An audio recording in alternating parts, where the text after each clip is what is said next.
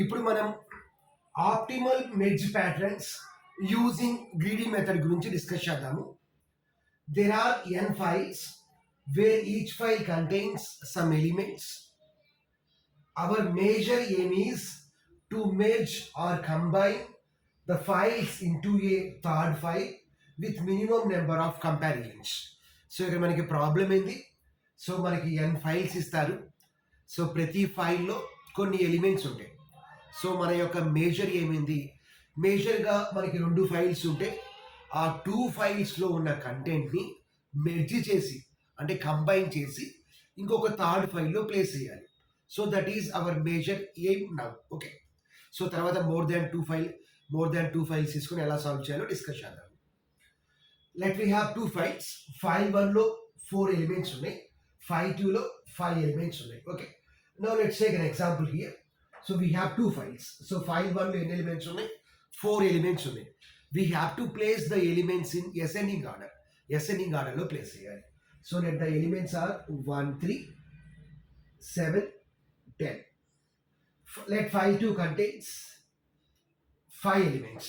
So let the elements are 5 9 12 13 15. Okay, so ఇప్పుడు మనం ఏం చేయాలి అంటే ఈ 2 ఫైల్స్లో ఉన్న ఎలిమెంట్స్ని మెర్జ్ చేసి థర్డ్ ఫైల్లో ప్లేస్ చేయాలి. Let name of the third file is F3లో ప్లేస్ చేయాలి. So logic very very simple. So మనం 3 పాయింటర్స్ తీసుకోవాలి. సో ఫస్ట్ ఫైల్లో ఉన్న ఫస్ట్ ఎలిమెంట్ దగ్గర ఫస్ట్ పాయింటర్ ఉంటుంది, సెకండ్ ఫైల్లో ఉన్న ఫస్ట్ ఎలిమెంట్ దగ్గర ఫస్ట్ పాయింటర్ ఉంటుంది, నెక్స్ట్ ఇక్కడ F3 దగ్గర ఇంకొక పాయింటర్ ఉంటుంది. సో 1 5 మనం కంపేర్ చేద్దాము. అంటే ఫస్ట్ ఫైల్లో ఉన్న ఫస్ట్ ఎలిమెంట్ని సెకండ్ ఫైల్లో ఉన్న ఫస్ట్ ఎలిమెంట్తో కంపేర్ చేయండి. ఏది స్మాలర్ ఎలిమెంట్ అయితే దాన్ని మనం థర్డ్ ఫైల్లో ప్లేస్ చేసి అప్రోప్రియేట్ పాయింటర్స్ని ఇంక్రిమెంట్ చేయాలి. సో 1 5లో స్మాలర్ ఎలిమెంట్ ఏంది? 1. సో 1ని ప్లేస్ చేయండి, తర్వాత పాయింటర్ని ఇంక్రిమెంట్ చేయండి. సో 1 ప్లేస్ చేసాం కాబట్టి దీన్ని ఇంక్రిమెంట్ చేయండి. నెక్స్ట్ 3 5 కంపేర్ చేసాం. స్మాల్ ఎలిమెంట్ ఏంటి? 3. సో కాబట్టి 3ని ప్లేస్ చేయండి, తర్వాత పాయింటర్ ఇంక్రిమెంట్ చేయండి. ఈ 3ని మనం కాపీ చేసాం కాబట్టి పాయింటర్ని ఇంక్రిమెంట్ చేయండి. నెక్స్ట్ 5 7లో స్మాలర్ ఎలిమెంట్ ఏంది? 5. సో కాబట్టి 5ని ప్లేస్ చేయండి, తర్వాత పాయింటర్ ఇంక్రిమెంట్ చేయండి. నెక్స్ట్ ఇక్కడ పాయింటర్ ఇంక్రిమెంట్ చేయండి. నెక్స్ట్ 7 9లో స్మాలర్ ఎలిమెంట్ ఏంది? 7. కాబట్టి 7ని ప్లేస్ చేయండి. సో తర్వాత పాయింటర్ ఇంక్రిమెంట్ చేయండి. నెక్స్ట్ ఇక్కడ పాయింటర్ ఇంక్రిమెంట్ చేయండి. నెక్స్ట్ 10 9లో స్మాలర్ ఎలిమెంట్ ఏంది? 9. కాబట్టి ఈ 9 ఏం చేయాలి? థర్డ్ ఫైల్లో ప్లేస్ చేయండి, పాయింటర్ ఇంక్రిమెంట్ చేయండి. నెక్స్ట్ 10 12లో స్మాలర్ ఎలిమెంట్ ఏంది? 10. కాబట్టి 10ని ప్లేస్ చేయండి. ఇప్పుడు ఫస్ట్ ఫైల్ అనేది ఎగ్జాస్ట్ అయింది, అంటే ఫస్ట్ ఫైల్లో ఉన్న ఎలిమెంట్స్ మొత్తం అయిపోయింది, థర్డ్ ఫైల్లోకి పంపించేసాము. కాబట్టి ఇప్పుడు సెకండ్ ఫైల్లో ఉన్న రిమైనింగ్ ఎలిమెంట్స్ మొత్తాన్ని రిజల్టెంట్ ఫైల్లోకి పంపించాలి. సో థర్డ్ ఫైల్లో రిమైనింగ్ ఎలిమెంట్స్ ఏమున్నాయి? 12, తర్వాత 13, తర్వాత 15. సో వాటిని మనం పంపించాలి. సపోజ్ ఇక్కడ మనకి ఎన్ని ఎలిమెంట్స్ ఉన్నాయి? ఫస్ట్ ఫైల్లో 4 ఎలిమెంట్స్ ఉన్నాయి, సెకండ్ ఫైల్లో ఎన్ని ఎలిమెంట్స్ ఉన్నాయి? 9 ఎలిమెంట్స్ ఉన్నాయి. సో అప్పుడు మనకి వర్స్ట్ కేసులో ఎన్ని కంపారిజన్స్ అవసరం అవుతాయి అంటే 4 + 5 అంటే 9 కంపారిజన్స్ అవసరం అవుతాయి. ఓకే, సో 1 2 3 4 5 6 7 8 9 కంపారిజన్స్ కావాలి. So let m means 4, n means 5. అప్పుడు మనకి వర్స్ట్ కేసులో ఎన్ని కంపారిజన్స్ అవసరం అవుతాయి అంటే big O of m + n, order of m + n comparisons అవసరం అవుతాయి. Let's see the problem here. How to perform merging if there are more than 2 files. So 2 files ఉంటే ఇలా సింపుల్గా చాలా ఈజీగా చేసేయచ్చు. సో మోర్ దాన్ 2 ఫైల్స్ ఉంటే ఎలా మనం మెర్జ్ చేయగలము, సో దాన్ని కూడా మనం డిస్కస్ చేద్దాము. ఓకే, తర్వాత మోర్ దాన్ 3 ఫైల్స్ ఉంటే 3 ఆర్ మోర్ దాన్ 3 ఫైల్స్ ఉంటే ఎలా చేయాలో తర్వాత డిస్కస్ చేద్దాం. సో ఫస్ట్ 2 ఫైల్స్ ఉంటే ఎలా మెర్జ్ చేయాలో డిస్కస్ చేసాము, తర్వాత మోర్ దాన్ 2 ఫైల్స్ ఉంటే ఎలా చేయాలో డిస్కస్ చేద్దాం. How to perform merging if there are more than 2 files. So let we have 3 files ABC. ఏలో 10 ఎలిమెంట్స్ ఉన్నాయి, బిలో 30 ఉన్నాయి, సిలో 50 ఉన్నాయి. సో ఎన్ని మెర్జింగ్స్ కావాలి? ఇప్పుడు మనం నెంబర్ ఆఫ్ కంపారిజన్స్ అంటే నెంబర్ ఆఫ్ మెర్జింగ్స్ ఫైండ్ అవుట్ చేయాలి. సో ఇక్కడ మనకి ఏం ఎలిమెంట్స్ ఉన్నాయి? ABC. సో ఇప్పుడు మనం ఏం చేయొచ్చు? ఏలో ఎన్ని ఎలిమెంట్స్ ఉన్నాయి? 10 ఉన్నాయి. ఏలో ఎన్ని ఉన్నాయి? ఏలో ఎన్ని ఉన్నాయి? Let is right here. As ఏలో ఎన్ని ఉన్నాయి? 10 ఉన్నాయి, బిలో ఎన్ని ఉన్నాయి? 30 ఉన్నాయి, సిలో ఎన్ని ఉన్నాయి? 50 ఉన్నాయి. సో ABC ఈ ఆర్డర్లో తీసుకుంటే ఇప్పుడు 10 + 30, 10 30ని మనం మెర్జ్ చేయాలి అంటే ఎన్ని కంపారిజన్స్ అవసరం కావాలి? 40 కంపారిజన్స్. ఆల్రెడీ మనం డిస్కస్ చేసాం. వర్స్ట్ కేసులో మనకి ఎన్ని కంపారిజన్స్ అవసరం అవుతాయి? n + m comparisons. ఇప్పుడు ఈ మెర్జింగ్ని మనం ఏమంటామంటే టూ వే మెర్జ్ అంటాము. Two way merge. So two way merge అంటే టూ ఫైల్స్ మీద, టూ ఎలిమెంట్స్ మీద మనం మెర్జింగ్ పర్ఫామ్ చేస్తే దాన్ని మనం టూ వే మెర్జ్ అంటాము. టూ ఫైల్స్ మీద పర్ఫామ్ చేస్తే దాన్ని మనం టూ వే మెర్జింగ్ అంటాము. ఆల్రెడీ డిస్కస్ చేసాం. ఎం ఎలిమెంట్స్ ఎన్ ఎలిమెంట్స్ ఉంటే order of M plus N comparisons కావాలి. సో 10-30 ఉంటే 40 కంపారిజన్స్ కావాలి. నెక్స్ట్ 40 ప్లస్ 50 ఎంత 90 కంపారిజన్స్ కావాలి. సో 40 ప్లస్ 50 ఎంత 90 కంపారిజన్స్ కావాలి. అలా కాకుండా మనం ఈ విధంగా తీసుకున్నాం ABC ABC. So let the elements are 10, 30, 50. Okay. So first మనం 30, 50 మెర్జ్ చేసాం అనుకోండి, అప్పుడు ఎన్ని కంపారిజన్స్ అవసరం అవుతాయి? 80 కంపారిజన్స్ అవసరం అవుతాయి. తర్వాత 80 ప్లస్ 10 ఈ రెండు మెర్జ్ చేయాలంటే 90 comparisons. Total number of comparisons ఎన్ని అవసరం అవుతాయి అంటే 10 ప్లస్ 30కి ఎన్ని కావాలి? 40. నెక్స్ట్ 40 ప్లస్ 50కి ఎంత కావాలి? 90 కావాలి. So total number of comparisons or mergings are 130 కావాలి. అలా కాకుండా ఇలా తీసుకున్నాం అనుకోండి, అప్పుడు టోటల్ నెంబర్ ఆఫ్ మెర్జింగ్స్ ఎన్ని కావాలి? 30 ప్లస్ 50 అంటే 80. సో నెక్స్ట్ 10 ప్లస్ 80 అంటే 90. సో దీనికి 90 కావాలి, దీనికి 80 కావాలి. అంటే ఎన్ని కంపారిజన్స్ కావాలి? 170 కంపారిజన్స్ కావాలి. Now let us take the order CBA. ఈ ఆర్డర్ తీసుకున్నాము. సి అంటే ఎంత? 50. నెక్స్ట్ బి అంటే ఎంత? 30. నెక్స్ట్ ఏ అంటే ఎంత? 10. ఇప్పుడు నేనేం చేస్తున్నానంటే ఫస్ట్ లాస్ట్ టూ ఫైల్స్ని ఫస్ట్ మెర్జ్ చేస్తున్నా. అంటే 10 ప్లస్ 30 ఎంత వస్తుంది? 40 వస్తుంది. నెక్స్ట్ తర్వాత ఈ రెండింటిని మెర్జ్ చేస్తున్నా. అప్పుడు ఎన్ని కంపారిజన్స్ అవసరం అవుతాయి? So 10 plus 30 40. Next 40 plus 50 90 comparisons అవసరం అవుతాయి. So 10 plus 30 40. తర్వాత 50 ప్లస్ 40 90 కంపారిజన్స్ కావాలి. ఓకే, 50 ప్లస్ 40 90 కంపారిజన్స్ కావాలి. సో ఇలా మనం చాలా వేస్లో మనం మెర్జింగ్ చేసుకుంటూ వెళ్ళొచ్చు. సో ఇక్కడ మనకి మూడు ఫైల్స్ ఉన్నాయి కాబట్టి ఇలా మనం నెంబర్ ఆఫ్ వేస్లో చేయొచ్చు. ఏబిసి అని, సిఏబి అని, బిసిఏ అని చెప్పి అలా చేయొచ్చు. Let us assume that we have 10 files. అప్పుడు 10 ఫైల్స్ ఉంటే అప్పుడు మనకి ప్రాబ్లం ఏంది? 10 ఫైల్స్ ఉంటే మనకి ఎన్ని ఆర్డర్స్ వస్తాయి? 10 ఫ్యాక్టోరియల్ ఆర్డర్స్ వస్తాయి. ఇక్కడ మనకి మూడు ఫైల్స్ ఉన్నాయి కాబట్టి మనకి మ్యాక్సిమం 6 కంపారిజన్సే వస్తాయి. ఏబిసి ఏసిబి, అదేవిధంగా బిఏసి బిసిఏ, సిఏబి సిబిఏ, అట్లా 6 కంపారిజన్స్ మాత్రమే వస్తాయి. 3 ఫ్యాక్టోరియల్ కంపారిజన్స్, 6 కంపారిజన్స్ మాత్రమే వస్తాయి. But let us assume that we have 10 elements, 10 files. 10 files ఉంటే 10 ఫ్యాక్టోరియల్ కంపారిజన్స్ కావాలి. అప్పుడు మనకి టూ మెనీ కంపారిజన్స్ అనేవి అవసరం అవుతాయి. So the process will become very very complex now, very very expensive now. So ఇప్పుడు మనం దీన్ని ఏ ఆర్డర్లో తీసుకుంటే నెంబర్ ఆఫ్ కంపారిజన్స్ తక్కువ వస్తాయి ఒకసారి చూద్దాం. ఇక్కడ చూసుకుంటే మనకి 170 వచ్చింది. బికాస్ 30, 50 మెచ్ చేసాం, తర్వాత 10 మెచ్ చేసాం కాబట్టి. Various if you take this one, so first 10-30 match చేస్తే 40 వచ్చింది. తర్వాత ఈ 40ని 50 మెచ్ చేస్తే 90 వచ్చింది.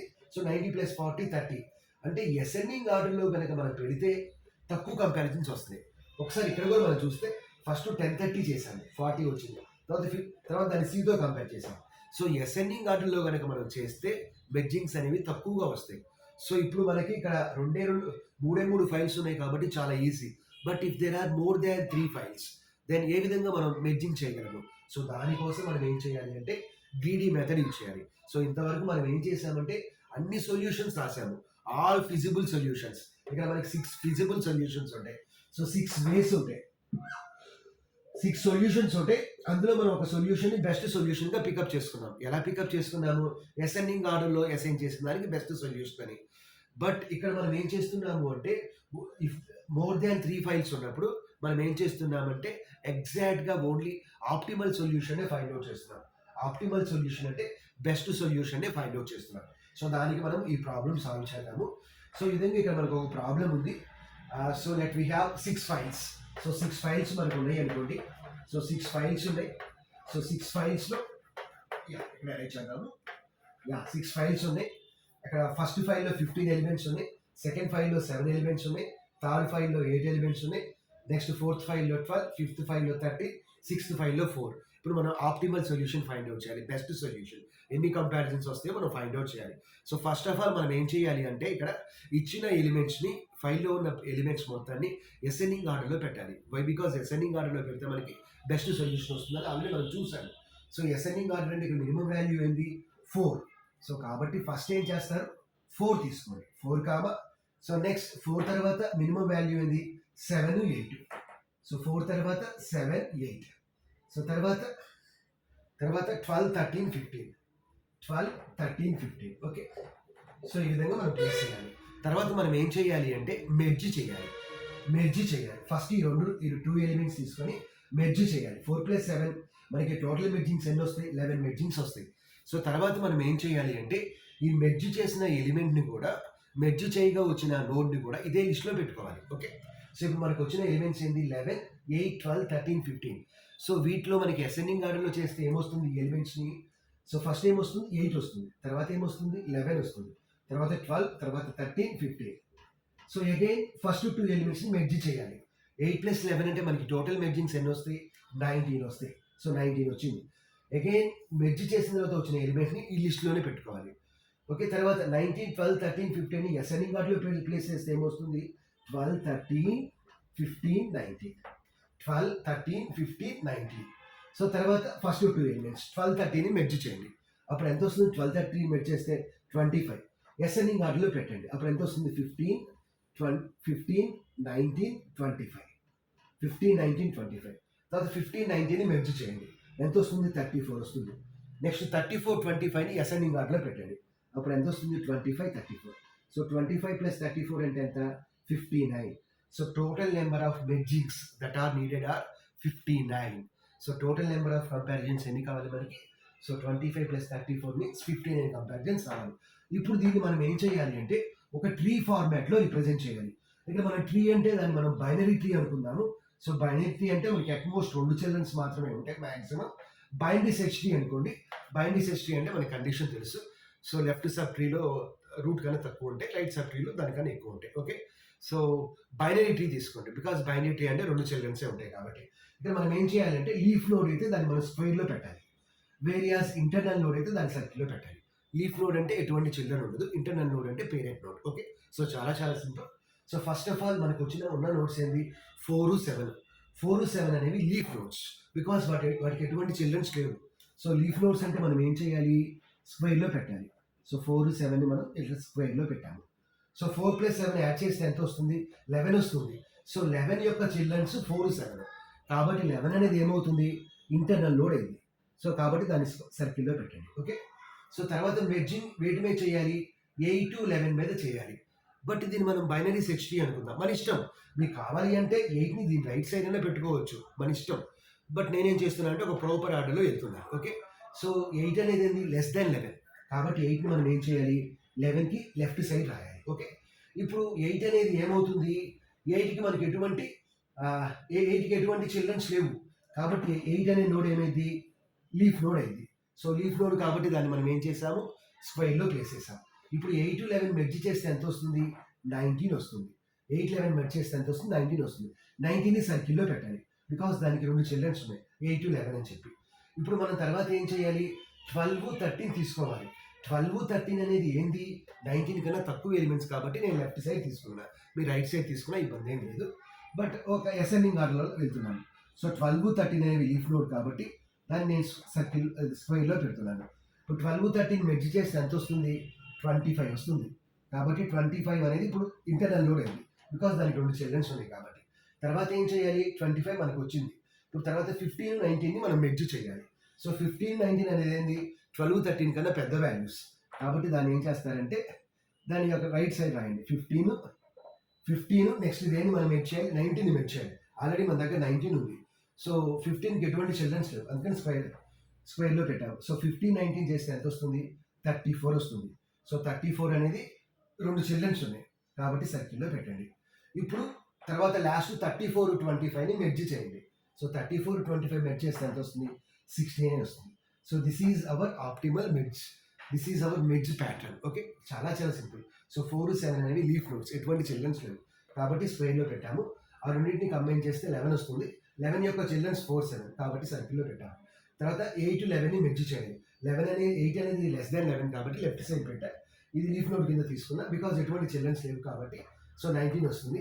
తర్వాత 19కి లెఫ్ట్ హ్యాండ్ సైడ్ 12, 13, 15 ఉంది. సో 12, 13 రాశాను. 12, 13 మెర్జ్ చేస్తే 25 వచ్చింది. తర్వాత 15, 19 మెర్జ్ చేస్తే 34. ఇప్పుడు తర్వాత మనకి total number of comparisons determine చేయాలి. అంటే total number of comparisons or mergings. So ఎన్ని మెర్జింగ్స్ కావాలి అనేది మనం ఫైండ్ అవుట్ చేయాలి. సో దానికి ఫార్ములా అనేది చాలా చాలా సింపుల్.